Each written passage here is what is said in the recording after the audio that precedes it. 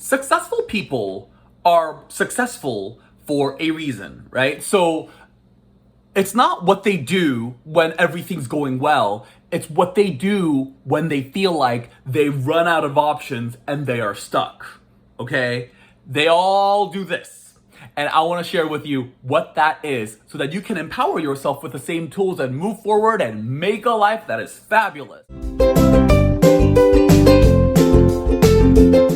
If you feel stuck and you feel like you have no other options, trust me, I have been there.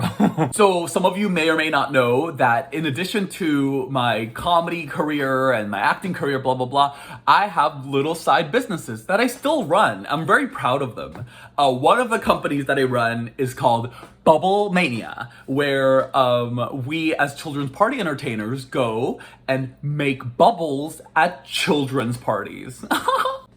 We call ourselves bubbleologists. And so when I first got the job, I called my mom. I was like, Mom, look, finally, I'm what you've always wanted me to be. A son who's a doctor. She was not amused. Before I go on, isn't that the perfect job for me? Like, I feel like I'm so bubbly. Like, it's so, it's such a perfect job. I make bubbles at princess parties. Sometimes I drink too much, and I'm more like, sea suds. Like foam. But nonetheless, I'm very bubbly.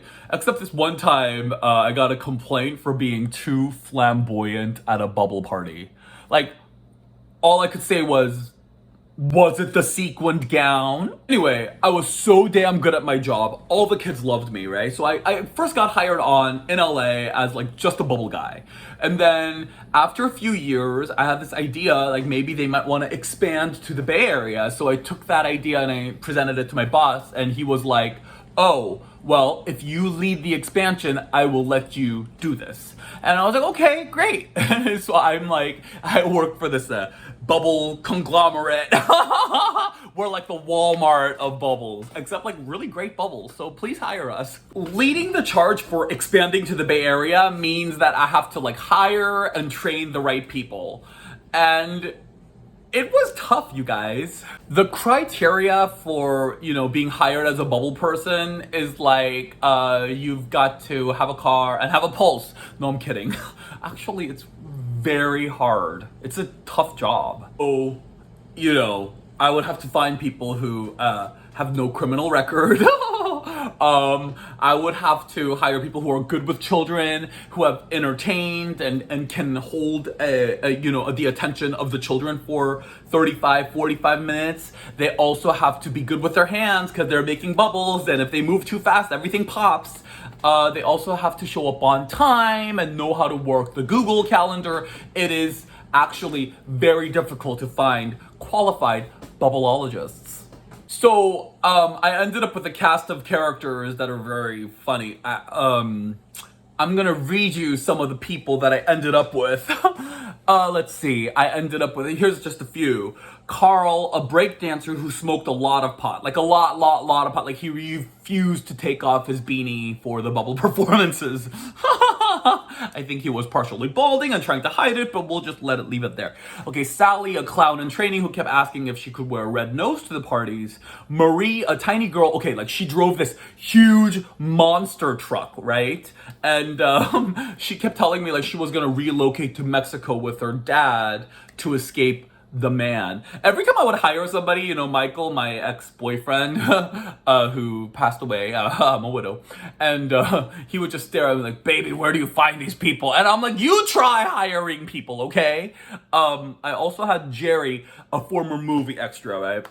And he would do things like, he would like every opportunity, he would say things like, in 1994, I worked on the movie Big with Robin Williams. And one time he handed me a clipboard, and the way he looked at me in the eye, I knew he thought, you got it, kid. Yeah, that was just fun. Oh, Fanpei. Okay, I love Fanpei. Fanpei and I are still great friends to this day. But she was an interesting character because she was great with the children, but also an Instagram model, and like an erotic Instagram model. So I would regularly get messages from Fanpei that sounded like, boop, Hi, Aidan. She talks deeper than me. She goes, hi, Aidan. Listen, I just got hired for a photo shoot where I have to cover my nipple with my finger for the photo shoot. And so I can't do the bubble show at noon because the photo shoot's at 1 and I can't have my hands all dry for the photo shoot. So and then I would call her up and be like, yes, but can you do the 3 o'clock? She was so good. I love Fan Pei, and she was great with the kids, and all the dads loved her. I didn't forget about the success principle thing. I like to share my principles with personal stories, so that it seems like I'm going off topic, but I'm not. All right, here we go.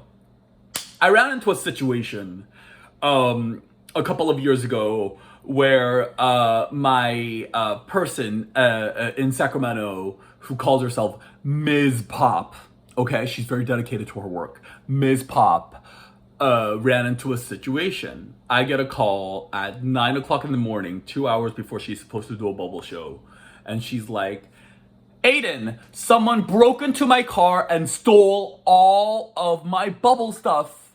I don't know what to do. I have 3 shows today. I'm in Los Angeles, she's in Sacramento, all the rest of the San Francisco bubble people are doing other shows, and I'm like, what do I do? I was like, I'm gonna get such a bad review from Yelp, and Ms. Pop was dismayed. She was just like, why would they take my bubble stuff? Like, they even took her fairy wings. It was just like, they cleaned her car out. It was just such an upsetting morning. Literally, no course of action. No course of action. What can we do at this point? I started feeling like, there are no good options here. There aren't. But you want to know something? I reminded myself of what successful people do when they get up against the wall. And you know what they do? They looked for impact points. All of them. They get pushed up against the wall. They feel like they have no good options, but they look for impact points. Like, where can they move to make somewhat of an impact, to direct their energy in a way that's going to produce results that are going to be good for them, right? Even though I felt like I didn't have options, I actually did have options. I could do one of many things. I sat down and thought about it, and I could have called all of the clients and said, hey, this happened, we'll offer you a free show at a later date, or called and begged them to not leave a bad Yelp review and cancel the show, or we had options, some options. I just didn't want to ruin a kid's birthday, you know what I mean? If they're looking forward to the bubbles and no bubble people show up, that's a bummer. I don't want to do that to them. Then, this is hilarious. So Ms. Pop calls me and she's like, Aidan, oh my God, I think I know who stole my bubble stuff. I looked out my window and there's a homeless guy who's walking around with my wands. And I was like, tackle him. I was like, should I go ask him? He looks crazy. Okay, Ms. Pop is like 5-0. I'm not gonna have her tackle Mr. Homeless. I don't know, he could be on some kind of drug, he could be on scissor. Then we came up with a solution. We were like, okay, like, what do we do? And she was like, well, I have some kids next door. Should I ask them if I can borrow some hula hoops? I was like, yes, go ask the kids if they can borrow hula hoops. So Miss Pop goes over there and retrieves like 4 hula hoops. So now we have 4 bubble things to play with. And we're like, okay, think, what else around the house can make bubbles? And she was like, plastic hangers! And so we grab like 20 plastic hangers and toss them into the bubble bag. And it's literally like plastic hangers, but they do make bubbles, they do. And then I was like, okay, well, do you have tennis rackets? And she did. So now we have tennis rackets, clothes hangers, and hula hoops. So she throws everything into a bag that looks like she's carrying stuff to the yard sale, and she goes to the bubble clients and says, look, this is what happened, and explains the situation. And they're all very understanding. So much so that they give her a tip. We even offered them a discount. So they took the discount and they gave them the tip, so they paid the same thing. But, they were just so impressed that she was so committed to her work that she was able to pull this together so that everybody can have an okay time. Was it the best solution ever to ask the neighbors for the hula hoops? Probably not. Was it the best solution to use plastic hangers? Probably not, you know. Ideally, we would have had the bubble stuff, but we didn't. And so we made do with what we have. And the moral of the story is you've got to maintain your freedom of choice and look for impact points. Where can you move forward, even slightly, in the direction that you want? If you want the result of providing a bubble show, like how can you move forward with that goal in mind? Where are your impact points? And so in seemingly impossible situations, if you start thinking creatively, you can come up with some solutions that might help you move forward.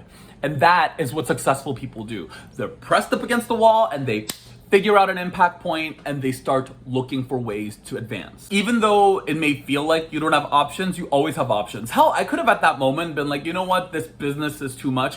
The hell with the whole thing. I could have quit the whole thing. I could have shut the whole thing down, whatever. Like, you always have options, okay? It may seem like you don't, but you always do. For more on this, check out my blog post on hope and optimism. Okay, and get a copy of my book, The Art of Being, yay, which you'll really enjoy.